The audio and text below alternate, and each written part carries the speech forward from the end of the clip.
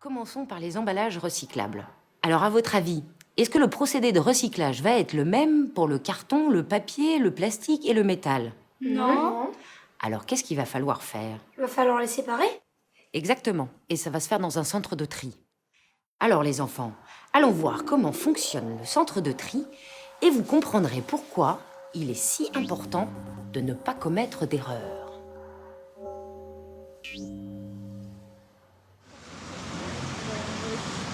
Quand les camions arrivent, ils sont pesés et on note systématiquement la commune dans laquelle ils ont collecté.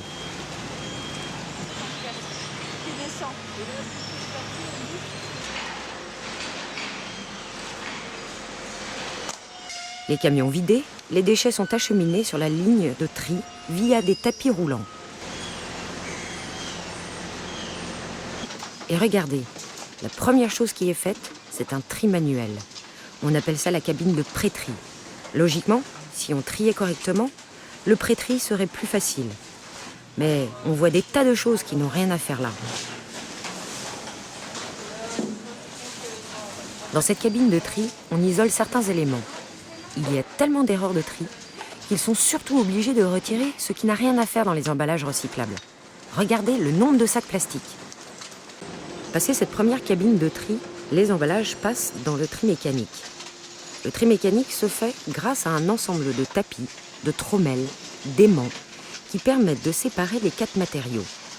Vous verrez que le tri est en fait beaucoup plus précis et qu'il permet de séparer les différents types de plastique, les différents types de métaux, ferreux et non ferreux, et aussi les papiers, en fonction de leur qualité.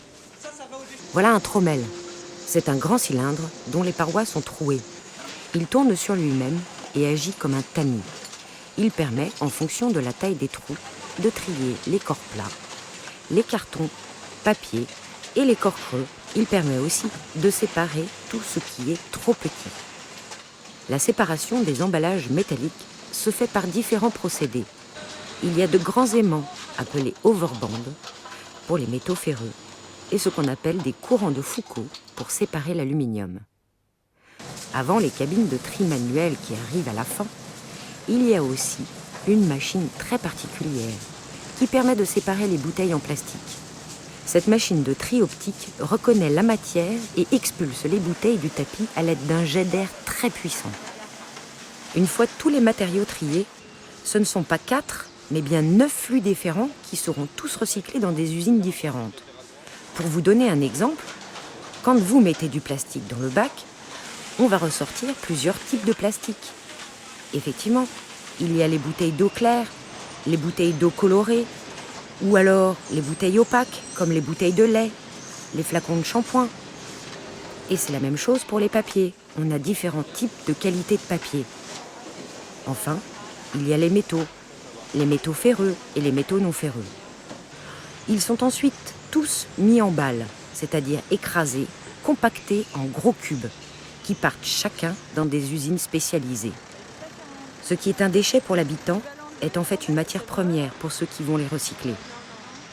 Grâce au tri des habitants, le Citru a pu, en 2009, envoyer 11 200 tonnes de déchets en recyclage.